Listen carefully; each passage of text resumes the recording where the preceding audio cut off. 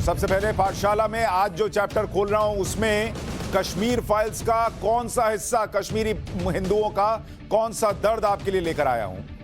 आज आपको बताऊंगा कि कश्मीरी पंडितों पर फिल्म बनाने से कौन रोकता था, क्योंकि आपके मन में भी प्रश्न होगा ना कि इतना सब कुछ हुआ जो फिल्म में देखकर लोग रो पड़ रहे हैं, उनके आंसू नहीं रुक रहे, उसको बनाने में, उस फिल्म को, उस सच को दिखाने में 32 साल कैसे लगे। कुछ तो हो रहा होगा अंदर ही अंदर। कश्मीरी हिंदुओं पर बॉलीवुड के अत्याचार का चैप्टर आज खोलूंगा और आपको बताऊंगा कि बॉलीवुड का इकोसिस्टम कैसे इस फिल्म को बनने नहीं दे रहा था। साथ ही आपको यह भी बताऊंगा कि कश्मीर का सच दबाने वाले इकोसिस्टम की आज कैसे क्लास लगेगी। इतना ही नहीं, कश्मीर की खोज मुगलों ने की। सोचिए मतलब क्या क्या नैरेटिव गढ़ा गया है कि कश्मीर को मुगलों ने खोजा था। यह फिल्मों में क्यों बताया जाता था, आज आपका इस प्रश्न का भी जवाब दूंगा। और कश्मीर की हिंदू पहचान कैसे मिटाई गई, आज पाठशाला में यह विस्तार से समझाऊंगा।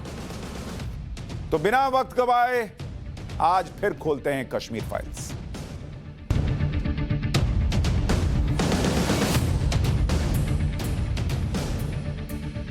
जब भी बॉलीवुड की बड़ी और मेन स्ट्रीम फिल्मों में कश्मीर का जिक्र हुआ या कश्मीर पर फिल्म बनाई गई, तो उसमें सामान्य तौर पर आपके मन में यही बैठाया गया ना, आपने कश्मीर पर जो फिल्म देखी वो क्या कहती थी। इस देश में हजारों फिल्में बनी, लाखों फिल्में बनी, और वो फिल्में क्या बताती थी। जब भी फिल्म में कश्मीर का जिक्र आता है किसी भी फिल्म के अंदर, तो एक ही नैरेटिव होता है, और वो नैरेटिव क्या होता था, और वो नैरेटिव होता था कश्मीर इज इक्वल टू हसीन वादियां। आप हसीन वादियों में खोए रहें और आप ये सोचते रहें कि भाई इससे मतलब जन्नत है तो यहीं, अरे होगी जन्नत, लेकिन उस जन्नत में जिनकी जिंदगी जहन्नुम बनाई गई उसका जिक्र ही नहीं होता था।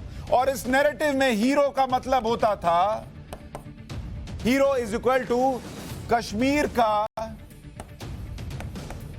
कश्मीरी पीड़ित युवा, बेचारा दर्द के मारे, तकलीफ के मारे, जो दर्द उसने सहा वो आतंकी बन गया। मतलब उसके आतंकी बनने के पीछे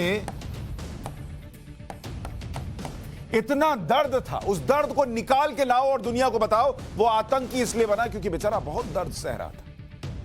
बस यही है, कश्मीर मतलब हसीन वादियां, हीरो मतलब जो दर्द सहने की वजह से आतंकी बन गया। 32 साल से किसी ने इसके आगे की कहानी नहीं बताई। 3 लाख 4 लाख लोग। हैदर की शूटिंग के बाद उसका नाम शैतान की गुफा पड़ गया। ये कंट्रीब्यूशन है हैदर का, राइट। विवेक अग्निहोत्री कह रहे हैं एक फिल्म बनी और उसके पहले तक वो मार्तंड मंदिर था, सूर्य मंदिर था मार्तंड का, और वो फिर शैतान की गुफा हो गया। कितना आसान है ना एक मंदिर को शैतान की गुफा में तब्दील कर देना। जरा औरों के साथ ट्राई करके देखिए। कश्मीरी पंडितों के साथ जो हुआ उसकी फैक्ट शीट भी आपके सामने रखता हूं।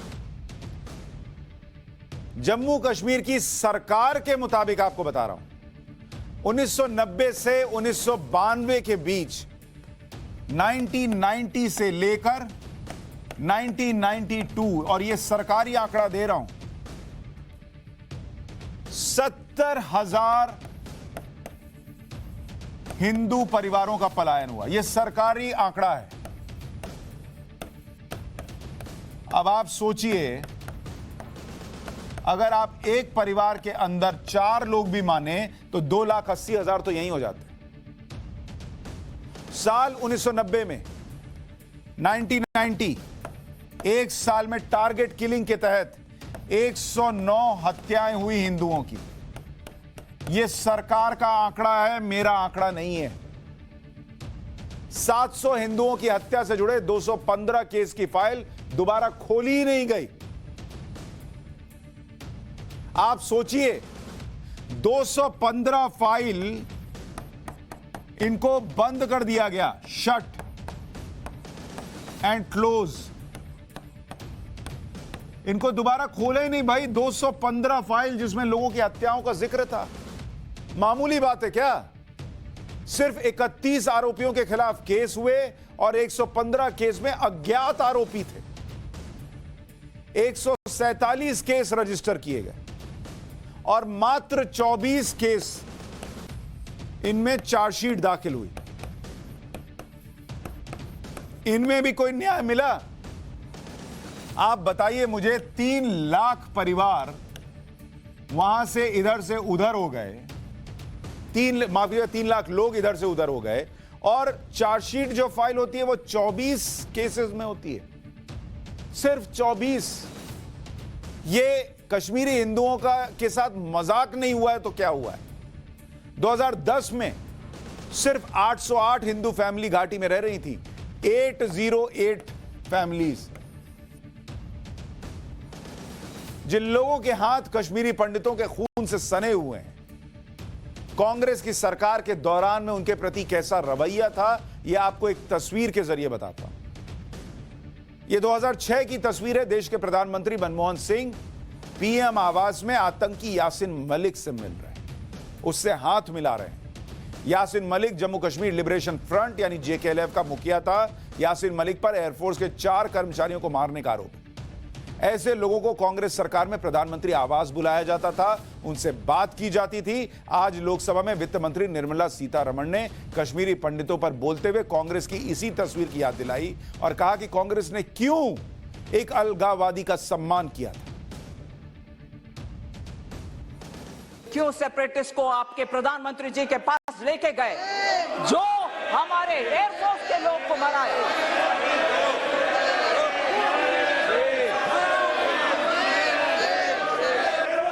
ये सेपरेटिस्ट एक विदेशी टेलीविजन चैनल में, ये सेपरेटिस्ट एक विदेशी चैनल में जाकर के कंसीड किया, माना कि हाँ मैं एयरफोर्स के अधिकारी को मराया। ट्वीट उनके आपके ऑफिशियल हैंडल से क्यों हुआ? अब आप मुझे बताइए, राजीव गांधी को चिट्ठियां लिखते रहे उस वक्त के गवर्नर जगमोहन, तो कहते हैं उन्होंने कुछ नहीं किया। उसके बाद कश्मीरी हिंदू वहां से निकाले गए, उनके साथ अत्याचार हुआ। 1995-96 के बीच हजारों कश्मीरी हिंदुओं के घर घाटी में जलाए गए, कुछ नहीं किया गया। बॉलीवुड, महान बॉलीवुड ने एक फिल्म बनाना जरूरी नहीं समझा और जिस वक्त वो कश्मीरी हिंदू सिसक सिसक कर अंदर ही अंदर रोता होगा, वो देख रहा था कि इस देश का प्रधानमंत्री उस वक्त का यासिन मलिक से मिल रहा है। सोचिए, उस पर नरेंद्र मोदी जी ने बुलाकर इन लोगों को प्रमोशन तो दिया कि भाई लोग फिल्म देखने जा रहे हैं। एक सच ये भी, और वो ये कह रहे हैं उनके पास इस वक्त एक सनसनीखेज दस्तावेज भी है।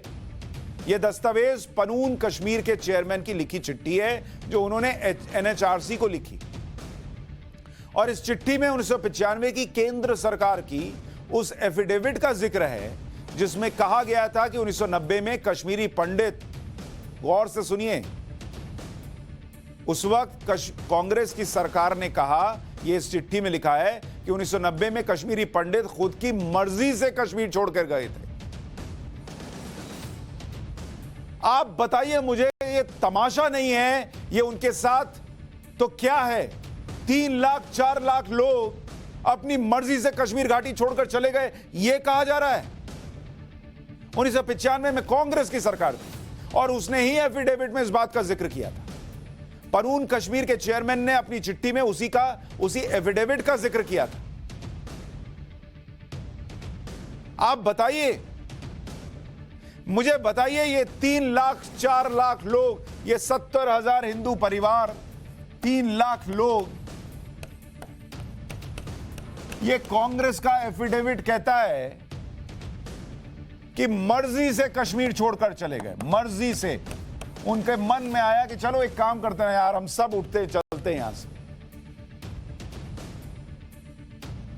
जब उनके साथ हुआ तब नहीं रोका और जब बाद में कम से कम साथ खड़े होने का वक्त था तब भी नहीं खड़े हुए। और आज केरल कांग्रेस ट्वीट करके गिनाती है कि कितने हिंदू मरे थे और कितने मुसलमान मरे थे।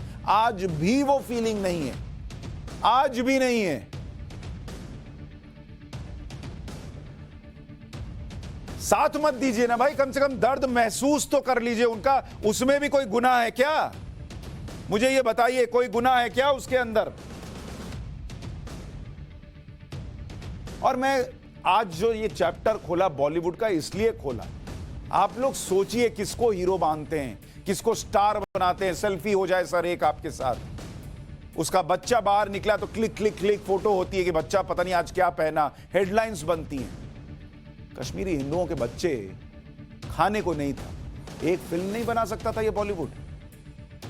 पेड़ के आसपास घूमना ज्यादा जरूरी था।